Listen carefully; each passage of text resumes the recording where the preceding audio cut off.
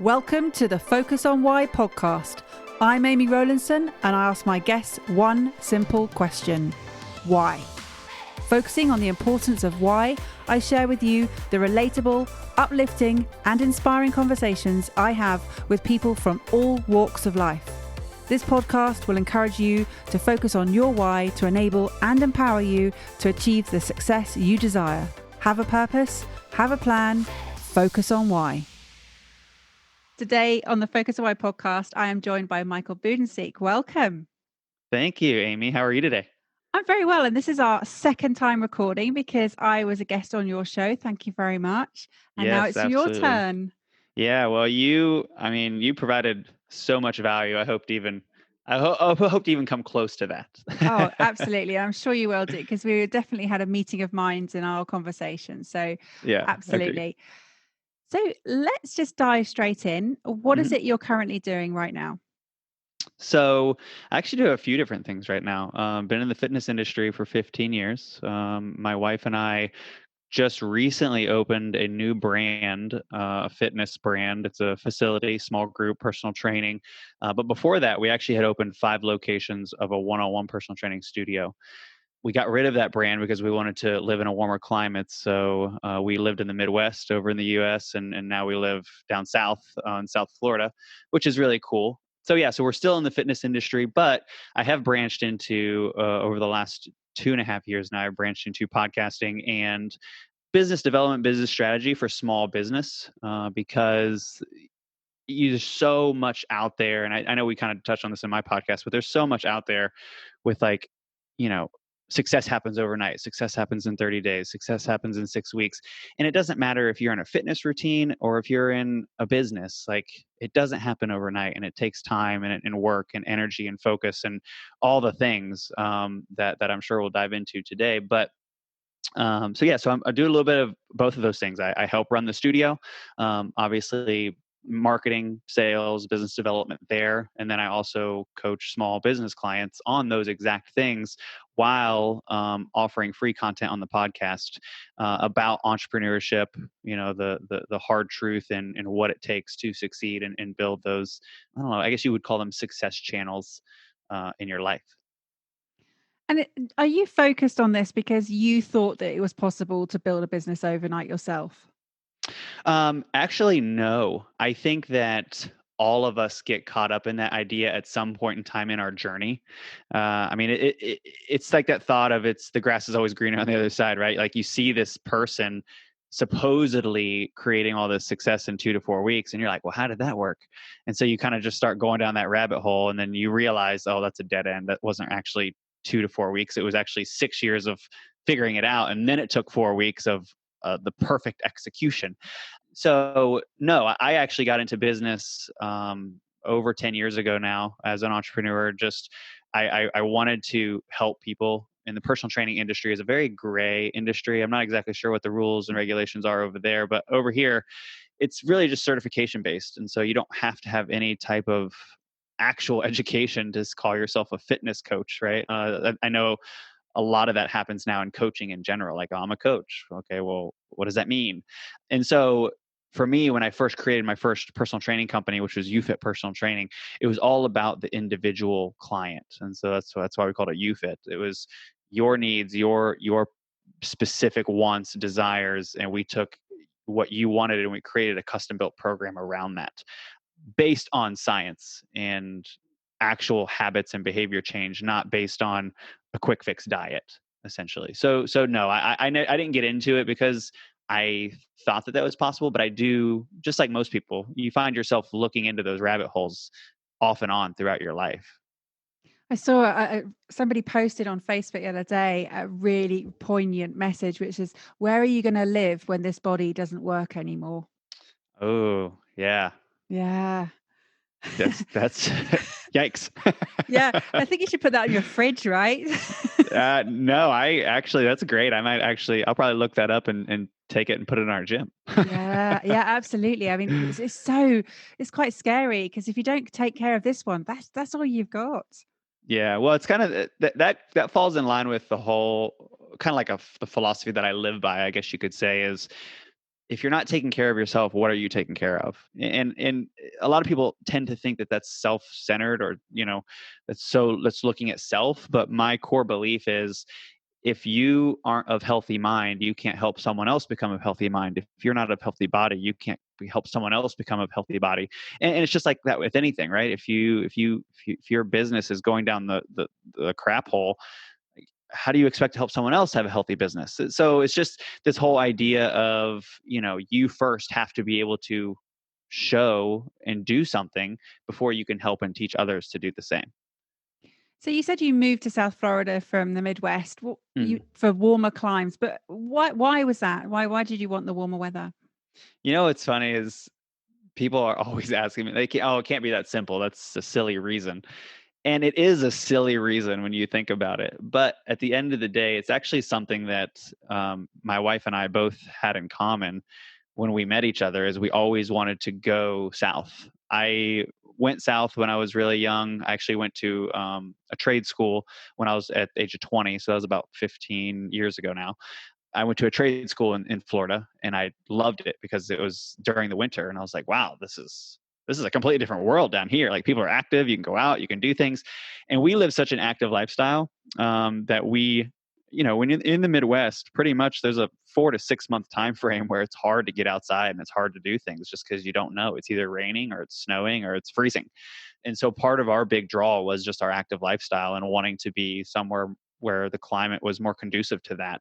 The second thing too was kind of a development piece, especially for my wife. She really felt that in order for her to grow into the person she wanted to be, she needed to separate herself from the things that she just grew up around all the time. And I've even seen actually some positive growth as well from that, which I never, when I first thought about moving, that wasn't necessarily a goal. But I've seen, like, now that, you're 1,000 miles away from the expectations of everyone you grew up around, it's kind of like, oh, well, now I can create this completely different direction or purpose for my life if I choose. And people aren't just sitting around negatively asking you why. Like, you need to stay within your zone of comfort, right? Because people people push onto you their fear.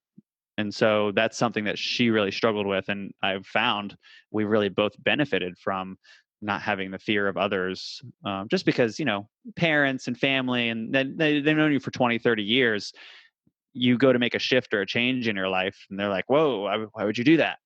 And just without having that, it's been a lot easier to develop and grow. Absolutely, and liberating, I would imagine. Yeah, for sure. So you've just started a new business, and Yes. this is during lockdown that you started a new business, and then Mhm. obviously you couldn't open up the doors to your Of course. training. What happened? Yeah, it's been a wild ride. I think that, and it's really unfortunate. I mean, we are in really unfortunate times, and I try not to I try not to discount other people's feelings about what's going on, but at the same time, everybody is having some type of struggle. I mean, I just actually just this morning was reading a report that said that contemplation of suicide in 20 to 25-year-olds in the US has gone up by 600% in the last couple months. 600%. And a lot of that is because we don't have healthy minds, right? I mean, I love social media just as much as anybody else for a positive use, but the problem is there's so much negativity on there as it is, that we're not feeding the right parts of ourselves with it. And without getting too far away from the question, for us, it's another day. I mean, yeah, it's hard. Yeah, it's an obstacle. Yeah, we have to pivot. Yeah, we have to change. Yeah, we have to, you know, try different things. But at the end of the day, as an entrepreneur, that's what you're doing anyways. It's on a large scale. It's on a much larger scale than we would prefer. I promise you that. But that doesn't mean it's not scary. It doesn't mean it's not fearful. It doesn't mean it's like, hey, you sold this other business last year that was doing decently well. Maybe you should have kept a hold of that, right? You have all these other thoughts and fears that now are like, oh, we just started over. We just started something brand new, and now we're in a pandemic and no one knows about us. Like, yes, all those things exist, but what are you doing to try something new, try something different? And that's kind of just been our focus. It's like, yes, we're in a lockdown. Yes, this is not ideal. Yes, this has been really hard. But where are the areas of opportunity? What are the things that we can do to improve our position? What are the things that we can do to come out stronger on the other side? How could we set up our facility to make people feel really safe when they come in for a workout post COVID, or whether that even occurs, right? I mean, we might be something that we just have to learn how to manage and live more, with better hygiene, I guess, in general, for a lot of people, and just help out any way we can there to help people feel comfortable coming back. But ultimately, for us, it was one of those things where we were already in it. We've signed on the dotted line, all the things, and we were supposed to open first of the year, and we got held up because of some permits, and then all of a sudden COVID hit. And I can tell you actually that the one saving grace that I think that we have had in this whole thing is our agreement with our landlord was, until we open the doors after our initial down payment, we don't pay rent. And so we have actually been able to survive the entire 4 months that we had to be closed because of mandates without spending too much money. I mean, obviously we had staff and, software and things like that, but we're not spending, thousands and thousands of dollars a month on rent because we weren't officially opened, and that was our agreement. So, and it's been good that he's held up to that. I mean, I've heard some horror stories from local people here and how their landlords have dealt with things, but for us, it's been a blessing.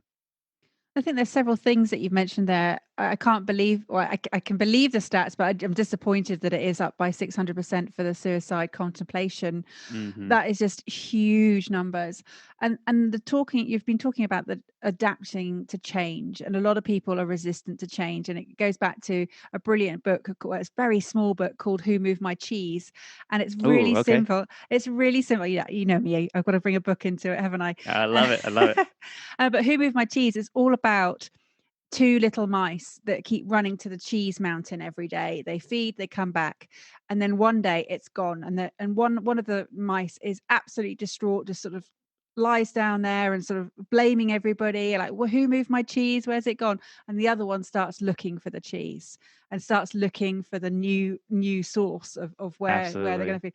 And this is the thing, it's very much a case of you can be in one camp or the other. And if you are resistant to change, you are going to struggle. And there's a brilliant phrase that I've heard, which is, we're all in the same storm, but we're in different boats. Mm, And we're not in the I love same that. boat. Yeah, we are in different boats, and it's all about how people survive. So going back to sort of removing the obstacles from sort of a mindset or from external pressures, to Hmm. moving down and setting up from scratch in Florida, how easy has it been for you to sort of set up your whole sort of network of people? Easy is not the right word. I think that I thought it would be much easier, and I think that that was good because it has forced me to grow. I am really good with people. I'm really good at networking. I'm really good at connecting with people and having conversations. And we moved down here, and you don't really have like a focus at first, because our plan was we are going to move down for 12 months. We are going to manage the company from a distance that we had back in the Midwest, and we are going to just kind of try it out. Well, anytime you're quote unquote trying something out, you're not really giving it your all, and you're not really going in any focused direction. And so the first 12 months we were here, I mean, we met a handful of people. We met some people who've become really good friends, but it was nothing in comparison to what we had in Indy, from a standpoint of, getting to know people in the community and growing that network to allow, when you launch a business, to allow that to flourish. There's no groundwork set there. So I would say it was a little harder than I expected it to be, not from a standpoint of trying, but from a standpoint of just not trying, like being disciplined enough to go do it when there's no real direction. And I think a lot of us lack that real direction in our lives in general. Well, why would I go out and build a network of people? Or why would I go out and start this thing? Or why would I go to the gym? I don't really know what my goal is. There's no direction in our life, and so we're just kind of existing. And I think a lot of times that's why people struggle so much with, like, your podcast. The why piece is, they don't even know. They don't even know what it is they're trying to do or where they're trying to go. And so I think it's hard for them to figure that out. But for us, now that we have a focused direction, now that we have decided, yes, we're launching this business in Florida, and we decided this about 12 months into our stay here. So it's been an almost another 12 months now. Now that we have that direction and that focus, I mean, we have people calling every week. We have people like, hey, can I come and check it out? Can I stop by? Can I just meet you guys? Because we've been intentional about those things.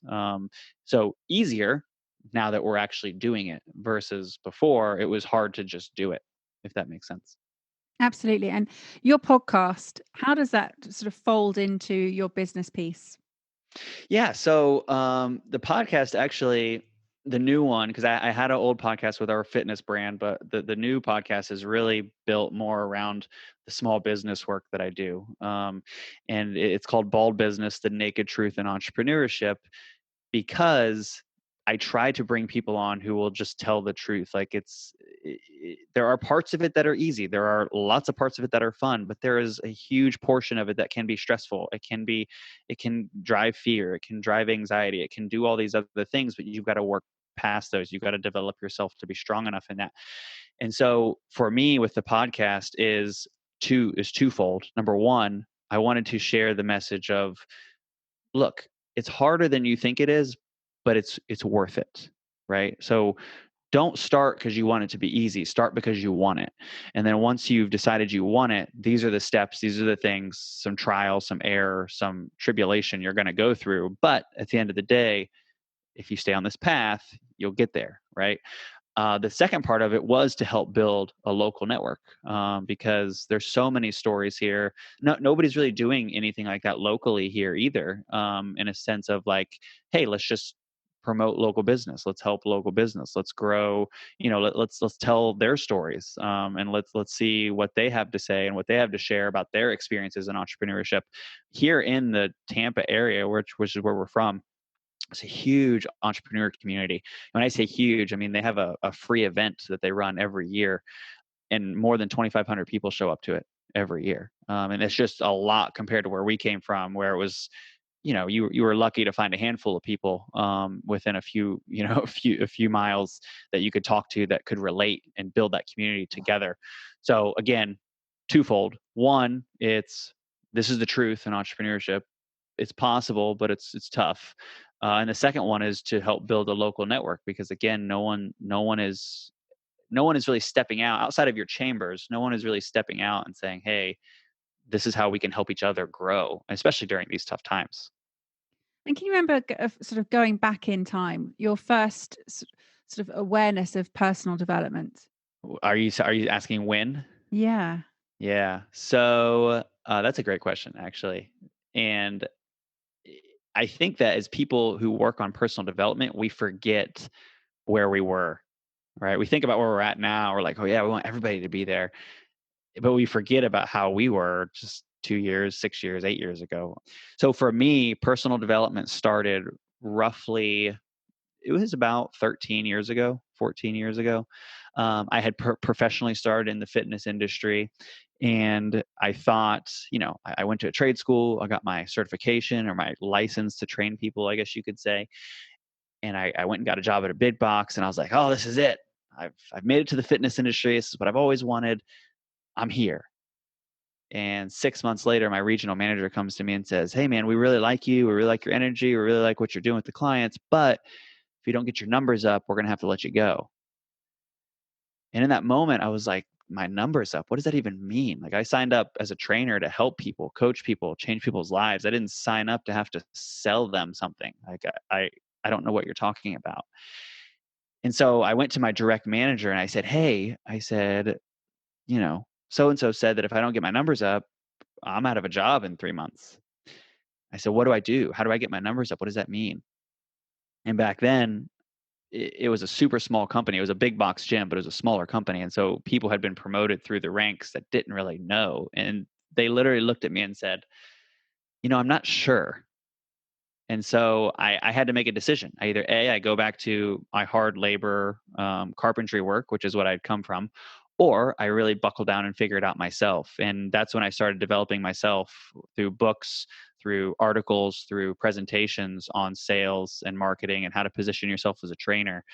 And then I kind of went through a downtime where I got into it like because I needed a solution to my problem.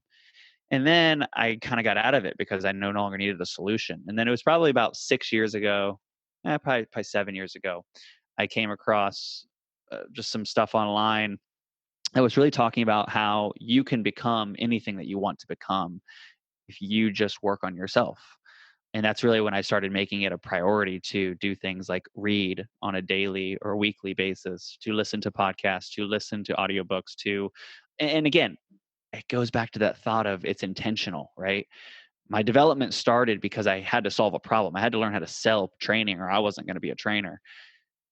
Then it became more about, okay, why do I want to develop? Well, I want to become this person here, and I'm really only operating at this person down here.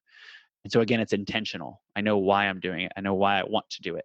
And then from there, it's just, I mean, I do it consistently all the time. I know that you're a big journaler. You journal really well. And that's something that I struggle with. I go in and out, but like something that I do on a regular basis as part of my development routine is I wake up every morning at the same time. Doesn't matter what day it is. There's one day of the week that I will allow myself to sleep past that time. And I get up and I do the same thing. I read, whether that's a book, whether that's more of a devotional or something around my faith, or whether that's something that's mindset driven. I read. I just take that time. I read. I think about the day. I think about what it needs to get done, and then I go and I attack the day. But again, it's intentional. I know why I'm doing it. I'm not getting up every morning just to sit there and like think about how horrible my day is going to be. I am doing it because I want to improve to become this other person. Yeah, it's powerful, isn't it? Having that intention and having the focus and knowing why you're doing things. I mean, that's the whole premise of this podcast is to Absolutely. understand, why we do the things we do. So why fitness? So I have this belief that, and I don't think we live up to it. If I'm being honest, as an industry, as a fitness industry, we do not live up to this. But I have this belief that personal trainers, fitness coaches, is one of the only professions that can truly change a whole person. Because you know, it's always joked about. It's always said, "Oh, you guys are like therapists, or you guys are like, you have to be good at nutrition. You have to be good at exercise. You have to be good at listening to people's problems. You have to be good at behavior management." And all those things are true. The problem is as the coaches, as the trainers, we don't take that seriously. I mean, I have seen people go from 80, 90 pounds overweight to reaching their goal, being like, "Wow, I can achieve things," start developing, and then go and open a business, leave their career, start over. And so fitness for me started because I wanted to be able to help people feel what I felt when I worked out. The feeling that exercise gives you is powerful. It makes you feel strong, it gives you courage, it gives you strength, it gives you almost this feeling of, in the moment after the workout, you almost feel like you could take on the world. And I wanted to be able to give people that feeling of that, almost that power that they could have within themselves to do something different with their life if they chose to. And so for me, when I realized, wow, we can change a whole person. We can take someone from their lowest low to their highest high and help them achieve even more in their life if we really coach them well. I, I've been in love with it ever since. And so I know no matter what I'm doing, if I'm into small business consulting, if I'm podcasting, if I'm still in the fitness industry, there will always be a part of me that goes back to the core, which is, hey, are you active? Are you living a healthy lifestyle? Are you doing these things? Because for me, if I wasn't doing those things, I wouldn't be nearly as driven as I am. And I know it's just because of the feeling that it gives me every single day I do it. So everybody knows that they need to be healthy, Hmm. but they don't Of course. do it. Yeah. Why? It's hard. I think it's hard. Number one, I think is it's hard for us to separate this is what I want most versus this is what I want now. We look at a schedule and we say, "Oh my gosh, I don't have time to plan my next meal or my next thing. I'm just going to run and get some fast food." We are putting ourselves in a position to where we're constantly putting off what we really want for what we just are trying to figure out in the moment. And the second big thing is I think it's just culturally. everything that at least here in the US, if you're going to go do something quote unquote fun, you're going to go get some food. If you're going to bring people over, you're going to have some food. You're going to barbecue. You're going to grill. You're going to do this. You're going to do that. And like, yeah, everybody enjoys food that's not the greatest for you. Like, we have a day every single week where we go and we order some pizza, or we get, some huge bowls of pasta, or we get burgers and fries, or whatever it may be. But again, we are not doing that to the extent that it's hindering our long-term desires, if that makes sense. So I think one, it's just hard, and it's hard for people to put what they want later in front of what they want now. And two, I think it's just so culturally in us to just. I mean, I had a conversation with a lady yesterday, and she said, I just don't know how to make better choices because everybody in her life makes the choices that she makes. And again, culturally, if you're the only one at a group of 10 friends that's trying to make changes, it's going to be hard. And if you're not, again, if you don't know why you're doing it and you're not intentional with that, it's not going to last. So when people come to you, Michael, and they say help, they're obviously at the point where that they're already made that decision that they're going to make a change. Hmm. What about the people that are say, I'm okay, I'm all right as I am, but Hmm. it's going to be only a matter of a year or two, and they won't be. Hmm. What point does it do people have to get to before they realize that they can just say, come on, this is crazy? Because it should be instinctive. It should be, but it's because we're still operating from a perspective of evolution hasn't caught up. So when we see sugary and exciting foods, we think, oh, it's going to Hmm. be that they used to be, in scarcity. So that's why our body sought them. Because it's like, Hmm. have that now. You might not know when you're next going to have that particular fruit or sugar. So it's, yeah, we just haven't caught up, have we, with evolution? No. And I think this is such an interesting question because I think it goes back to a couple of things, but I believe at its core that we all desire something that we don't have, right? And so if we're talking specifically about health, people are putting it off not because they don't desire it, but because of self-defeating behaviors. They don't believe in themselves, first and foremost. They don't believe that they have the right support system. They don't know how. For example, someone goes to a gym, right? They walk into the gym for the first time. Maybe this is their first experience in a gym, and they go to the wrong section of the gym because they don't really know how it's laid out. And all of a sudden, they're just surrounded by like 20 people who are the fittest people in the world to them. That's going to drive anxiety. It's going to drive fear. It's going to drive even more thoughts of doubt. And I think that until we decide as people, this is what I want. This is why I want it. This is my intention. I just don't think it happens. And unfortunately, I've had those conversations with people. I have had someone sit down in front of me who thought they were ready, decided that they weren't quite ready. And I said, well, what are you going to do 6 months from now when you've already told me that you feel like you're on the wrong path? What are you going to do 6 months from now when that path is even worse? And they just looked at me and said, well, I'm not sure. And so, but I can't control that, right? I used to try when I was younger. I used to try so hard. I would sell them and push them and push them and push them. But ultimately, every single person I did that to, they failed. And they failed because they weren't ready. And I was trying to force them to do something that they weren't ready for. And unfortunately, in the world that we live in, a lot of times, time we decide we're ready, it's too late. We end up having heart problems, or we end up having a stroke, or we end up getting diabetes. And at that point, then we have to figure out, okay, well, what changes can I make now to keep it from getting worse, or keep it from I mean, you can reverse things like diabetes, but once you've had a heart attack, you have to work with what you got. And so, unfortunately, we meet with a lot of people who say, well, I had a heart attack when I was 40. I had this when I was 44. I had this when I was, and it is mind blowing to me that people are this young and having this many problems. But again, I think it's just over time, culturally, it's the way most people are raised.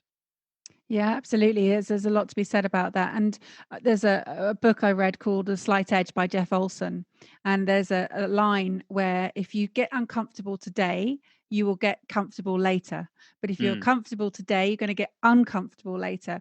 And I think the example he gives is, let's say, eat a packet of crisps today. If you ate a packet of crisps today, it's not going to make much difference. But if you ate a packet of crisps every day for the entire year, look at the difference that's going to make over that whole period. So the absolutely. little daily decisions that you're making Absolutely. compound massively. 100%. Behavior. And that's with everything, right? If we allow our self-defeating behaviors to overtake us in any area of our life, fitness, business, relationships, our outcome is not going to be what we want it to be. And that goes back to you saying that you believe that what you're doing in personal training, you're transforming the entire person, the whole person. And the Mhm. reason why is because what you do, the way you do one thing is how you do everything. Yeah, So if you absolutely. take care of your body, you're going to take care of your mind, you're going to take care of your business, you're going to take care of everything you're doing. So Yep. it is the number one stop for me. You know, if you don't take care of your body, where are you going to live? I'll say it again. That's right. No, I love that quote. I'm going to go find that for sure. Well, you just hone it, craft it into your own words and own it. There we go. There we go. So tell me a bit more about what's coming next. What's going to happen? What's your goals? Yeah, so actually, my wife and I have pretty big goals with this new brand that we've launched. So the other company that we owned, we had partners that were in that company. This company is just her and I, and so we're first and foremost, we're going to get 2 locations open. We're going to get proof of concept. It is currently a women's only brand, and something that we are looking at potentially doing down the road is opening up a men's only side. It's something that's not really been done necessarily in the industry. It's kind of been tried here or there, but the reason why it's women's only right now is because she has a big heart for basically supporting and empowering women physically, mentally, and emotionally. And part of that comes from her own journey with her self-defeating behaviors, her anxiety, her fears, things that she's had to work through just to get to the point to feel confident to open a business that helps women. But for us, it's mainly about community. So, and when I say mainly about, we believe that one-on-one personal training is great and it helps a lot of people.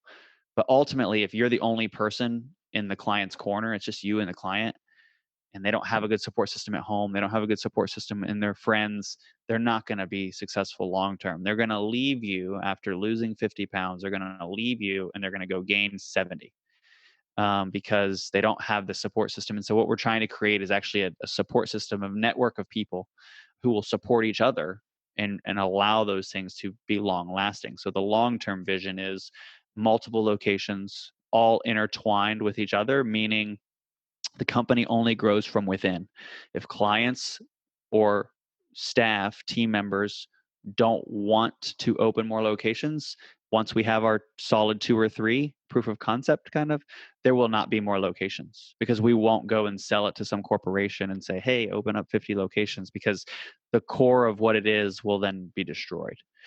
So we're doing that with the fitness, with the business side of it. Small business consulting is something that I'll always just continue to do. I just love, I mean, again, it's just helping. I love helping. I love serving. I love being a resource for people. But ultimately, more speaking is kind of what I will do long term side by side with the fitness, because I think a lot of people, they're missing the things that you and I are talking about. They're missing the direction. They're missing the intentions. They're missing the why. They're missing the big picture, the vision. And if I can help people do that or change those things by speaking into them for 15 or 20 minutes at a time, that would be probably one of the most rewarding things. And so for me, I've kind of got a plan over the next 2 years to start moving more into that as well. So can I see you on a big stage motivating hundreds of thousands of kids, adults, women, men, whatever, at some Yeah. point? Yeah, that would be that would ultimately be the goal. What's funny is when I was growing up, and I say growing up, when I was in my late teens, um, I always really admired like the work that Tony Robbins does. And so I think that to an extent, I think he gets a lot deeper into things that I probably wouldn't touch, just because I don't have the knowledge and the know-how around many of those deep psychological topics. But the direction in which he's going and the things that he does to help people, it's kind of the same thought process that I have. It's how can I impact you today so that you'll make a better decision tomorrow so that your future becomes better. And that's as simple as it is. And sometimes, and I think this is where we all struggle. So, I may say this, and some people will be like, "Well, that's silly. Why would I do that?" But I think that people don't start things until it's 100% clear in their mind of what they want to happen. And for me, I think that's incorrect. Like, I can't sit here and tell you exactly what I want that to look like with my speaking career, but I know that if I don't start speaking through podcasts, through small groups, through these other things, if I don't start doing those things, I'll never get to the longer term thing, and I'll probably never figure out the vision. But there's so many of us, and I've done it before. Don't get me wrong. I've done this plenty of times. I've waited and waited and waited until I thought I knew what I wanted it to be. And then you start and you're like, well, that's not at all what I wanted it to be. And then it changes anyways. And so what I try to encourage people to do is just take the first step. Once you take the first step, take the second step. Once you take the third, and figure it out as you go. Like, not everything doesn't have to be like, this is the goal and this is the things that I'm going to do, because somebody's going to throw a wrench in it and something's going to change. So just start from the beginning and work it. And do you think Tony Robbins woke up the man that we all see now? Absolutely not. Yeah, I think so. What's so funny about that is I've actually went back and watched some of his original videos, and someday I just want to ask him, like, what do you look at those videos and do you think like, whoa, like awkward? Or do you just look at it and think, yeah, that was part of the process, part of learning? Because I think that a lot of us would look back at those videos and be like, oh my gosh, I hate those. I can't believe those are out there right now. But again, if he would have never have done those, he never would be where he's at today. And I think that's just the reality. I think if you look back at your own work, and if I look back at my own work and my sort of original sort of talks that I used to do, or if I look back at, absolutely, yes. But I think what people really like is they like to see the journey. So I like to see in other people their growth as well, because I find that more authentic than if they'd scrubbed all evidence of it and like, oh no, Hmm. I can't have that out there because that's not who I am. It is who you are. It's who you are at that point in time.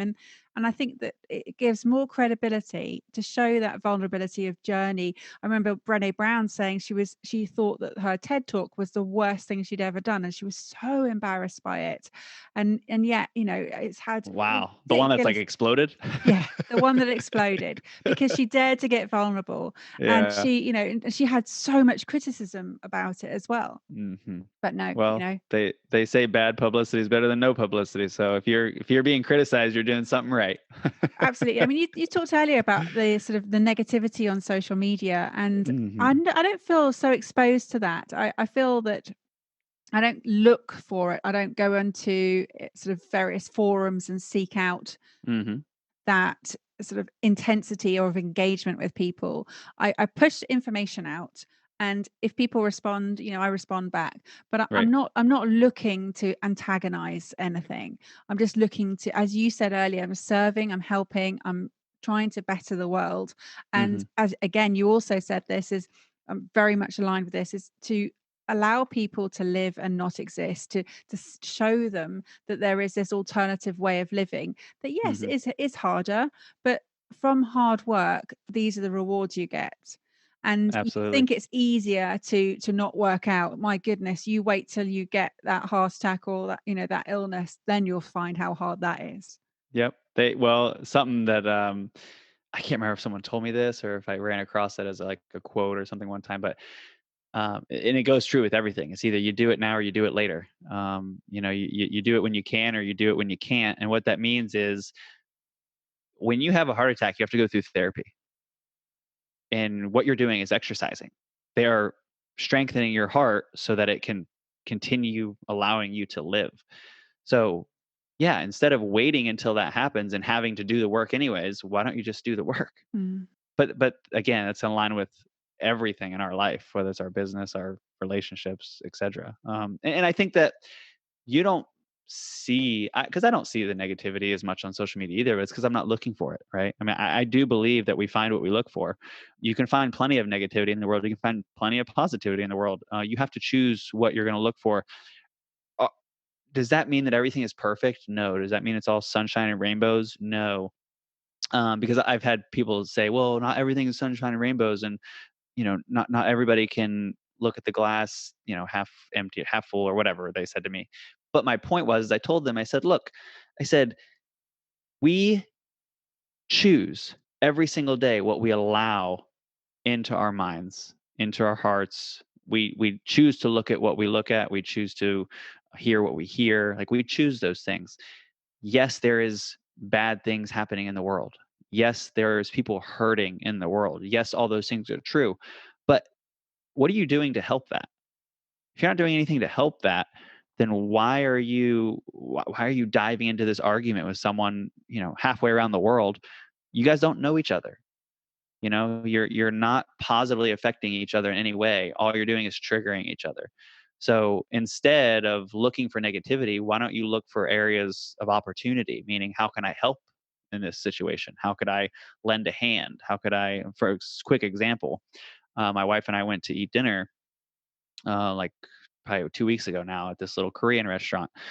So good. Food is amazing. Owner is so nice. So we start asking her questions about her business. We're business owner. She's a business owner. We just start having a conversation. And unfortunately, with her situation and her landlord and the coronavirus, like, they're really struggling and they're really hurting.